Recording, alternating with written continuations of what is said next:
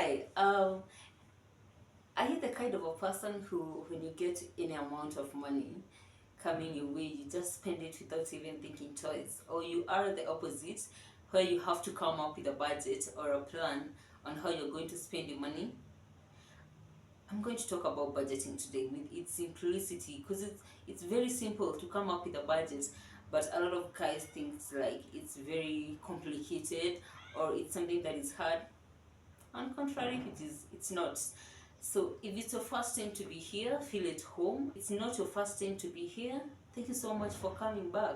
I appreciate your support so much. And don't forget to do the thing, okay? Here, here, okay? So, thank you so much. In simple terms, budgeting is coming up with a plan on how you're going to spend your money. So I'm going to touch about 4 types of budgets that are very simple to implement, which are, I'm going to start with zero-based budgeting, and then you have incremental budgeting, we have envelope budgeting, and you have the last one, 50-30-20 rule budgeting.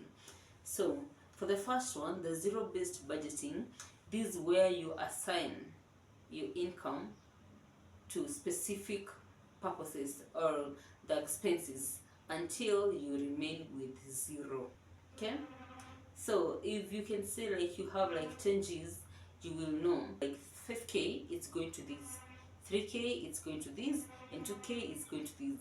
So after all, you remain with zero. That is what we call zero-based budgeting. Now we go to the second one. The second one is envelope.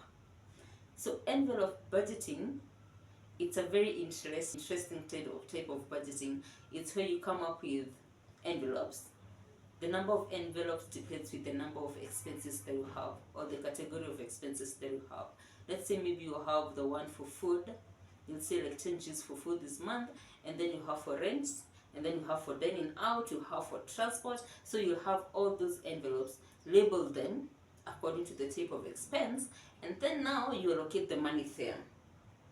The cool thing with this, it means like when one envelope is done, let's say maybe for dining out, maybe you had assigned like 7 G's in dining out, and then it's done. That means there is no more dining out in that month. You have to wait until next month. Okay? Whichever is going to fit you, you're going to pick it from here and then implement it on you. The third one, it's called incremental budgeting. This is a very simple one. You know why? Because you're going to use the previous budgeting that you were using, or maybe for last month, and then you're going to make simple changes depending on a lot of factors. Maybe, let's assume maybe your rent have changed, so you're going to increase or you're going to reduce a bit on that. Maybe let's say you have learned on how to control your expenses on entertainment. So if you had allocated like 10 G's for entertainment last month, and you think like you can work with 5, you're going to use that budgeting, but now reduce the 5 G's from the entertainment category. You're using the previous one, but now you make the changes that you need to make depending with the a lot of factors or determinants that are going to be affected the current month. The last one I'm going to talk about is the 50-30-20 rule. This one we talk about needs, wants, savings. And savings, maybe you can add the debts there, the debts that you're having. So the 50% of your income, you are going to allocate it on the needs. That is the transport. The ones you can't work without. Maybe the transport, the food, the rent, the things that you need.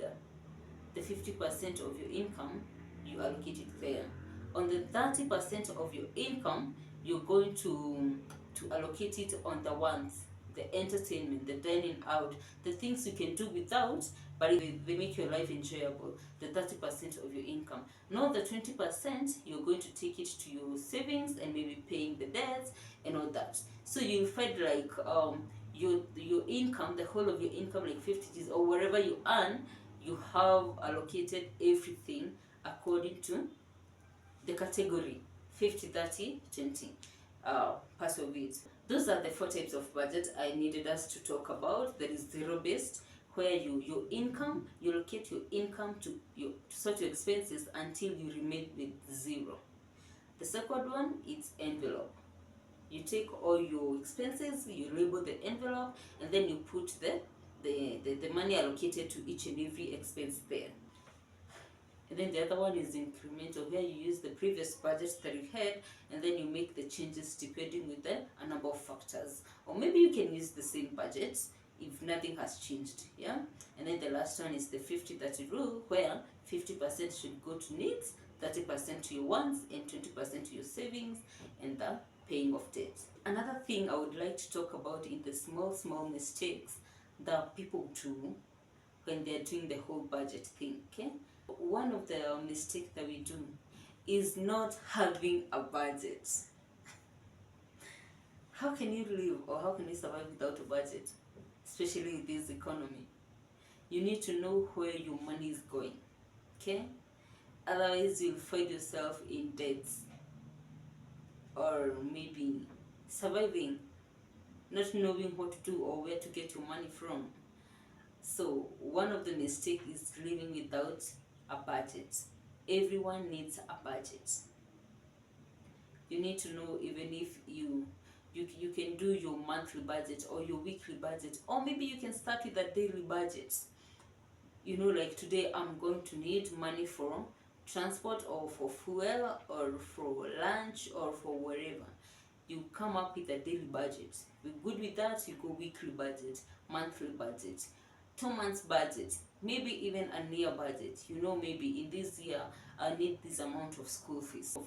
Another mistake that we do is ignoring the small expenses, by which maybe in long run or in 1 month time it's going to be significant, or it's going to affect our budget. Another mistake that we do is not tracking the expenses. If you know, coming up with a budget it's one thing, but not tracking the expenses it's another thing, because you need to know, if I allocated this 10k for transport, is it for real, like I'm spending that 10k in transport? Or you need to track how you're spending. You need to track your expenses. Another thing is ignoring, it's not budgeting for emergencies. I know no one loves emergencies, no one, but it's necessary budgeting for it, because it means if you won't budget for it and any unexpected expense arise, it means it's going to ruin your whole budget or your whole plan. Ignore the Fuliza thing, ignore the credit card thing, just use the income that you have to avoid a lot of debts afterwards, and to know to have that discipline with your money. Because if you give an allowance of if anything happen, after all I'm having a Fuliza of this 10k limit that is going to sort that, or maybe I'm having that credit card that I can go and do shopping with it, that means you're going to waste your money, because you have in your back of your mind, you know, you still have some amount there. But now forgetting that that is not your money. It's not your money, and after all you're going to pay it. So that is all what I needed to talk to you about today. Budgeting, it's very necessary. We need it to avoid a lot of debts, to avoid a lot of wasting a lot of money on something that we have not planned for.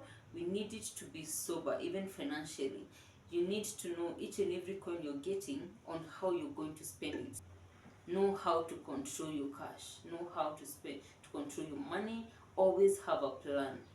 Yeah, that's all. Thank you so much for coming, and thank you so much for subscribing. Okay, yeah, till next time.